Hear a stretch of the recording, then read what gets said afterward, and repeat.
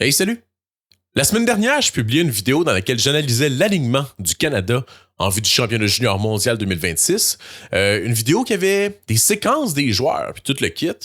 Aujourd'hui, j'ai décidé de continuer dans la même veine, de vous offrir une autre vidéo avec des séquences des joueurs, sauf que plutôt que de passer en revue chaque joueur de chaque formation, je vais vous présenter 16 joueurs un peu plus méconnus, je dirais, puis que je pense que vous devez connaître.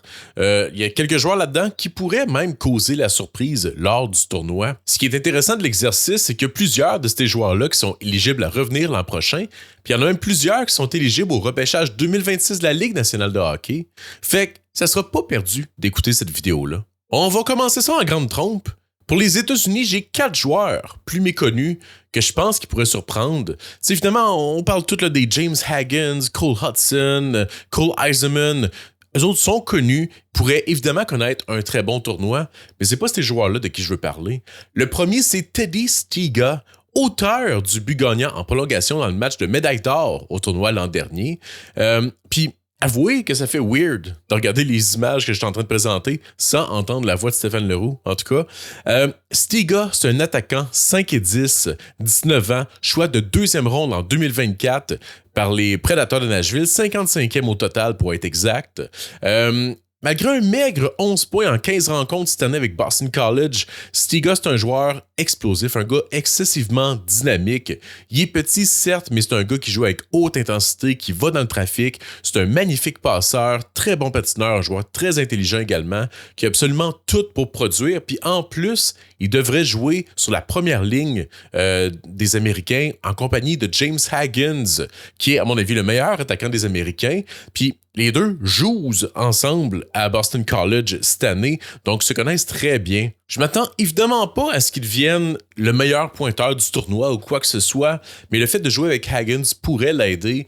Puis je pense que c'est un gars qui va être mis dans une chaise pour produire. Fait que c'est un nom que vous allez entendre souvent, je crois, lors du tournoi, Teddy Stiga.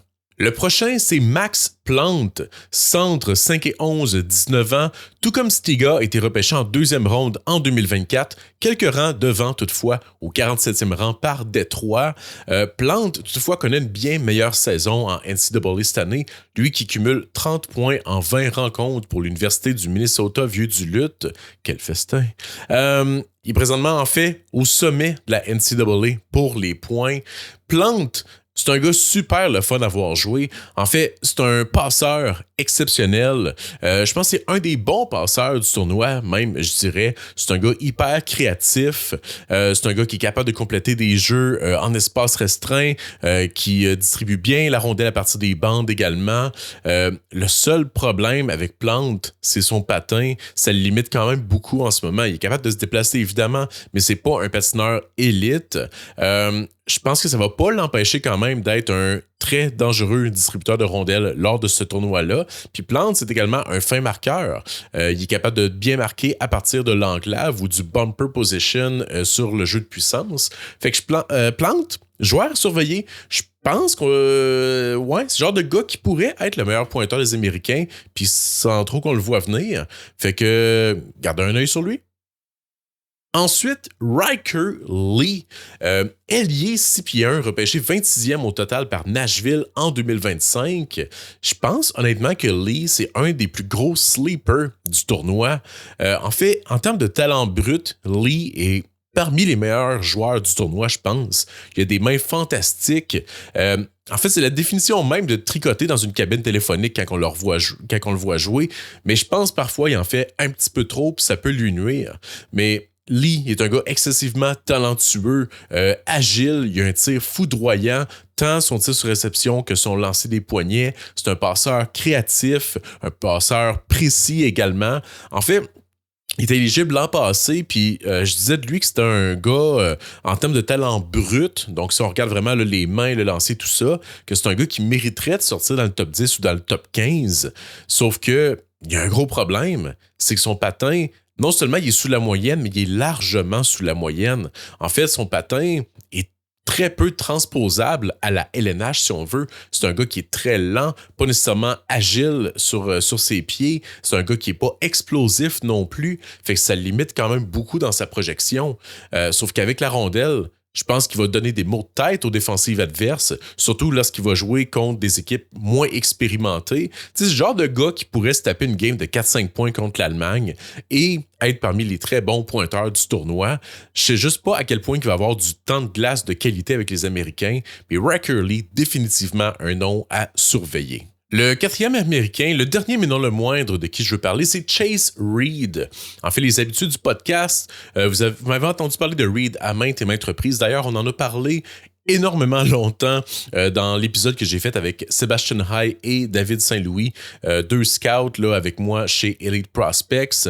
On faisait la comparaison entre Reed et Verhoff en vue du repêchage 2026. Si ça vous intéresse, je vous invite à l'écouter cet épisode-là. Mais Reed, défenseur droitier 6 pieds 2, un gars excessivement complet, un magnifique patineur, un gars qui peut apporter excessivement beaucoup d'attaques, un transporteur de rondelles, également un gars capable de jouer défensif, capable d'apporter une robustesse également. Et il a fait l'équipe, donc on n'était pas sûr s'il allait faire l'équipe parce que l'équipe américaine ont quand même énormément de profondeur dans leur défense, principalement à droite. Sauf que Reed a fait la coupure finale et je pense même qu'il pilotait la deuxième vague d'avantage numérique, si je ne m'abuse, dans les derniers matchs préparatoires. Fait que Reed, peut-être qu'il pourrait avoir un rôle plus important que ce qu'on pensait initialement. Puis je pense que c'est justement un des défenseurs qui peut apporter le plus d'offensive parmi leur brigade défensive, excluant évidemment Cole Hudson. Je pense pas qu'il va avoir une récolte exceptionnelle, mais je pense que c'est un gars qui pourrait là, amasser quand même plusieurs points, mais surtout un des défenseurs qui va être en mesure de bouger la rondelle pour les arrières américains. Fait que Chase Reed, gardez ce nom-là en tête, non seulement pour le tournoi, mais également pour le repêchage à venir, parce que c'est vraiment un gars que je pense pourrait sortir dans le top 5. Moi, personnellement, je l'ai dans mon top 3 même. Donc, Chase Reed à surveiller. Place maintenant à la Suède. Il y a 3 noms que je veux couvrir ici. Le premier, c'est Viggo Bjork, joueur évidemment connu si vous suivez les compétitions U17, U18. Tu Bjork, en fait, l'an dernier, à l'âge de 16 ans, a battu le record pour le nombre de points dans la J20 en Suède. On parlait de lui là, comme un choix possiblement top 10 en vue du repêchage 2026 parce que oui, il est éligible au repêchage. Évidemment, son étoile a parlé un petit peu. Une des raisons, c'est que c'est un petit attaquant. Il a voulu cette saison en SHL contre les messieurs, puis même s'il ne produit pas au même rythme qu'il produisait dans le niveau J20, ben, il tire quand même très bien son épingle du jeu contre les messieurs.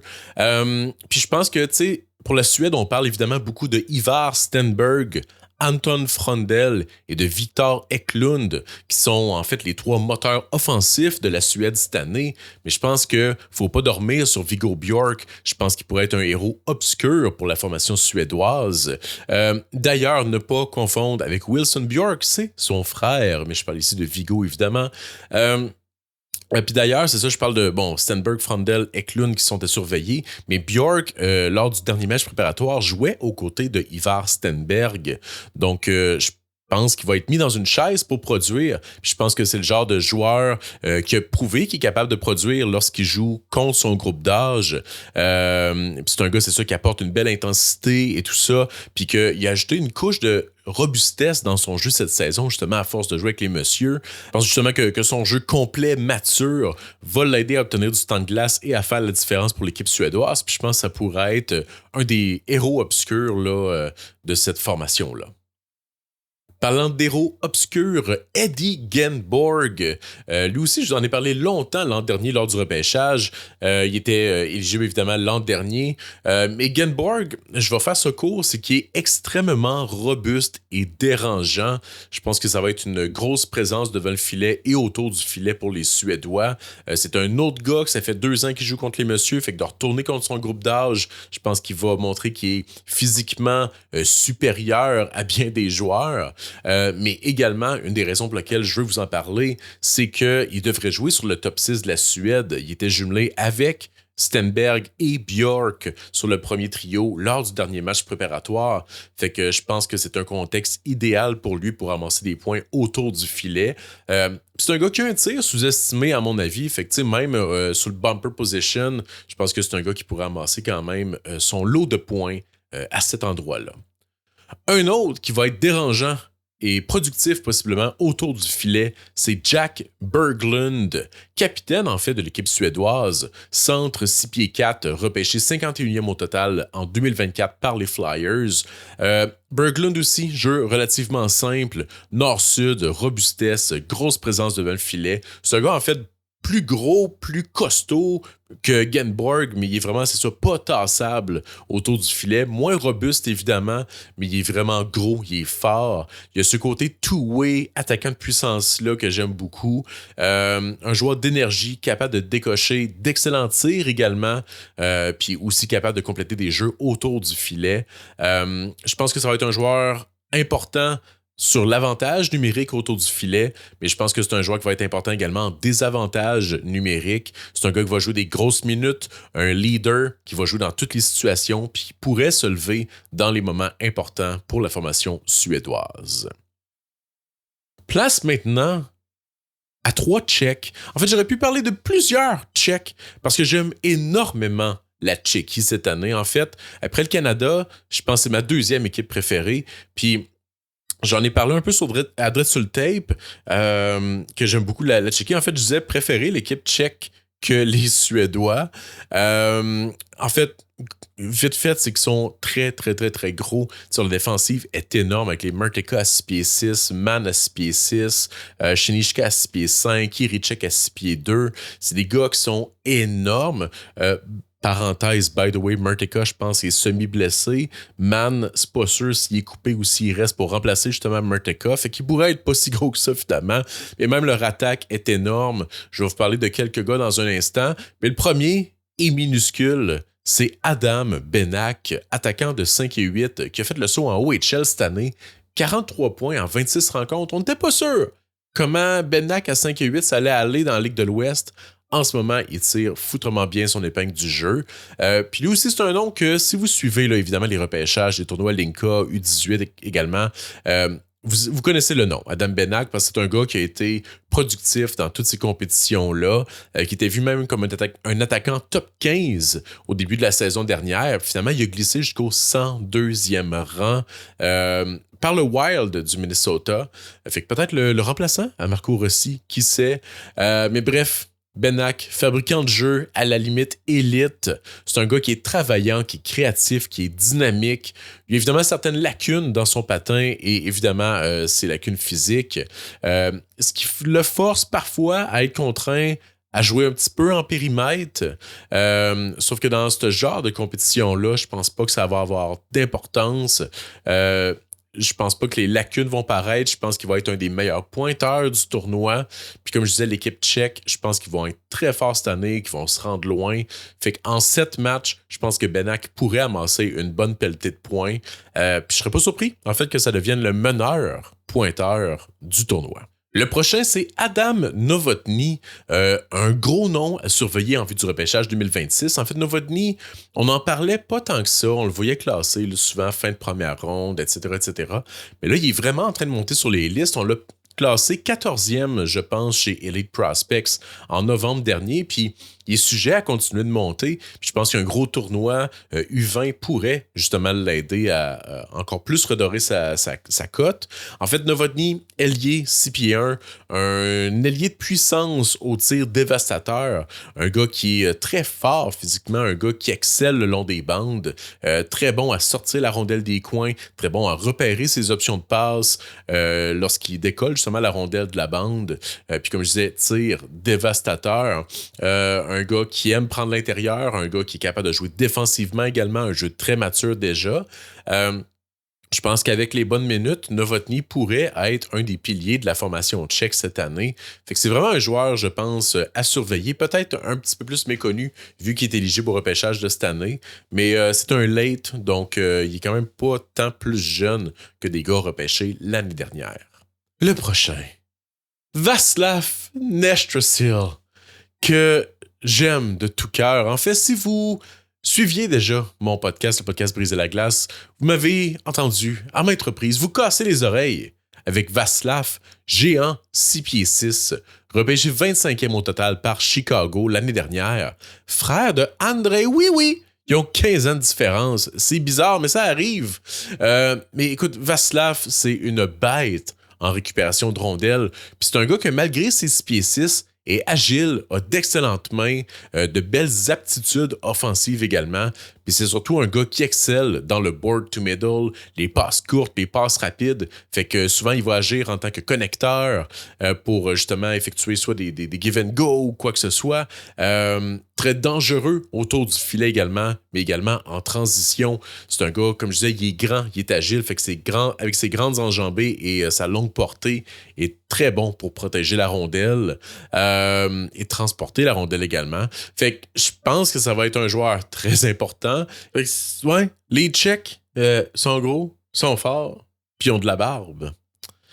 Parlant de gros puis forts, je passe à la Finlande.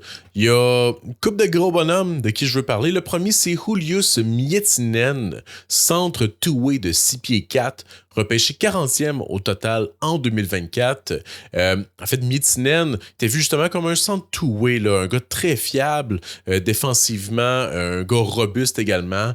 Sauf que cette année, en WHL, connaît vraiment une saison d'éclosion. C'est sa 3e année en Amérique, puis ça paraît 42 points en 27 rencontres.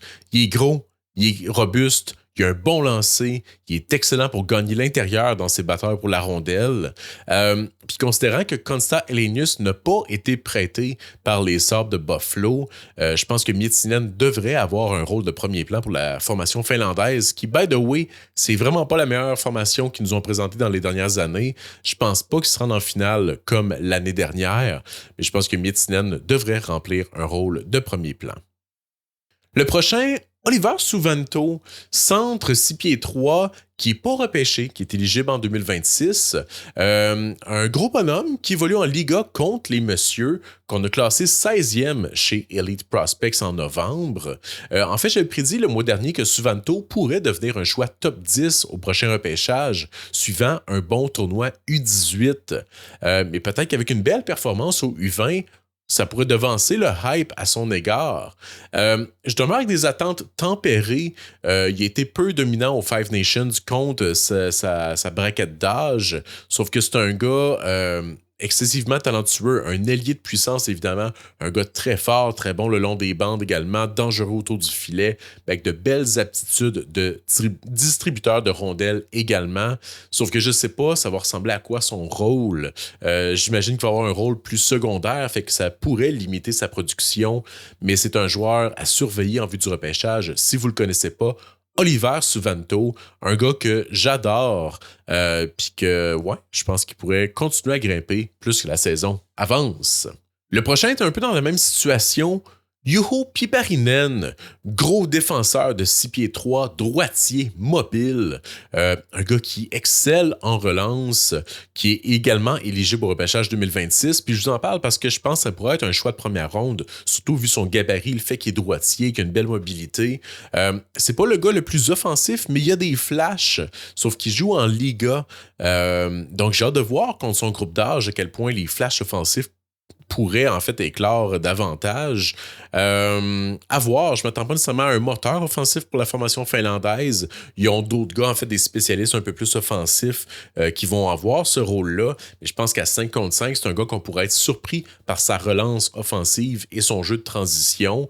Je pense que le manque de profondeur de l'équipe finlandaise pourrait accroître un petit peu son rôle dans l'équipe. Je pense que c'est un gars qui va manger de grosses minutes, possiblement même plus que le tournoi va avancer, plus qu'il va prendre des responsabilités. C'est un gars qui va pouvoir jouer sur le désavantage numérique, possiblement, je sais pas, avantage numérique, j'ai pas analysé ça.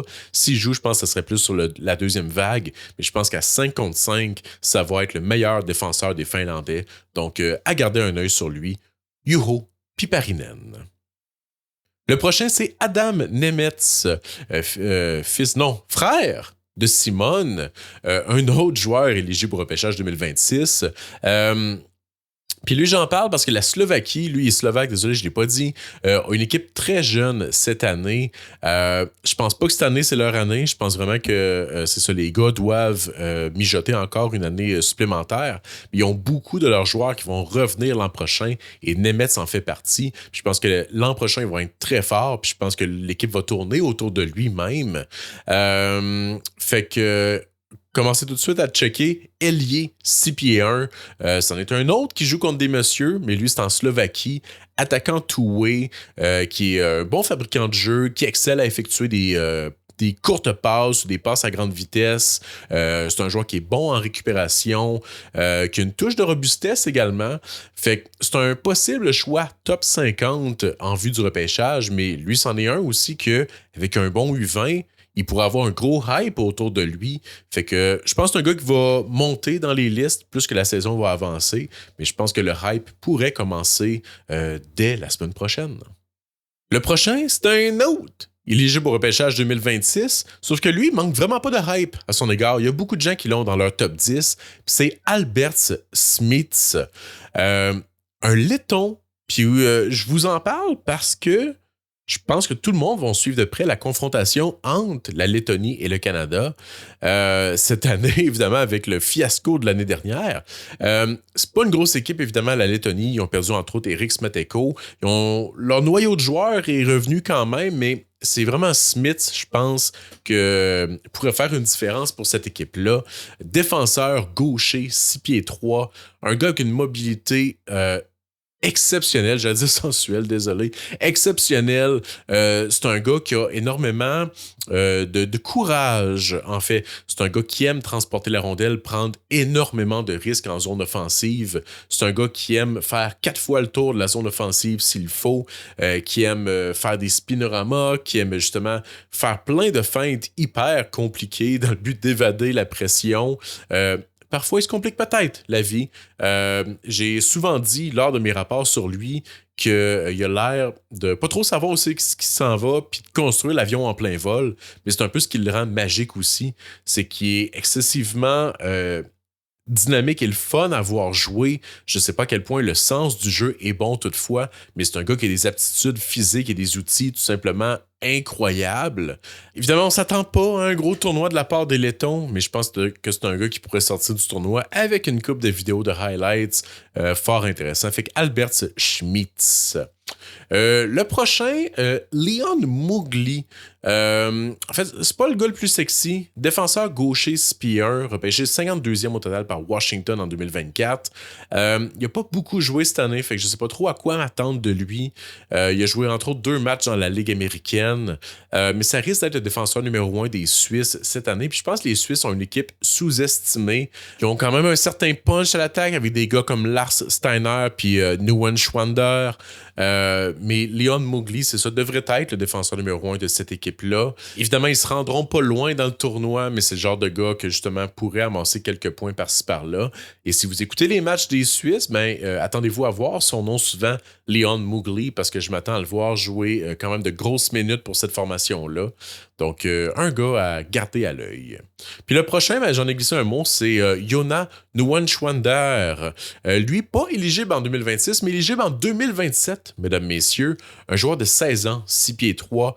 Il avait d'ailleurs participé au tournoi l'an dernier à l'âge de 15 ans, faisant de lui un des plus jeunes joueurs à avoir participé au tournoi. C'est un gros attaquant de puissance, un train en transition. Puis je parlais de Lars Steiner des Huskies de Rouyn-Noranda, qui joue pour l'équipe suisse. Il pourrait faire un duo très dynamique, les deux ensemble.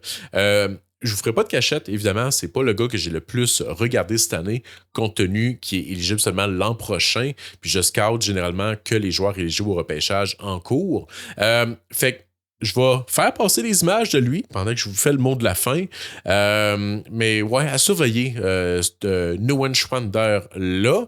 Fait que c'est ça. Merci pour votre écoute. Il y a probablement plein de joueurs que j'ai oubliés ou exclus de la liste afin de limiter la liste à 16, évidemment. Surtout des défenseurs. Il y a plein de défenseurs de qui j'aurais aimé parler, entre autres Max Chenichka. C'est ça, juste lui, je pense. Non, sans blague, il y a énormément de bons joueurs dans le tournoi cette année.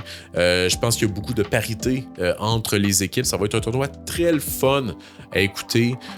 Donc sur ce, je vous souhaite un joyeux temps des fêtes, mais surtout, un bon tournoi, un bon championnat mondial junior 2026.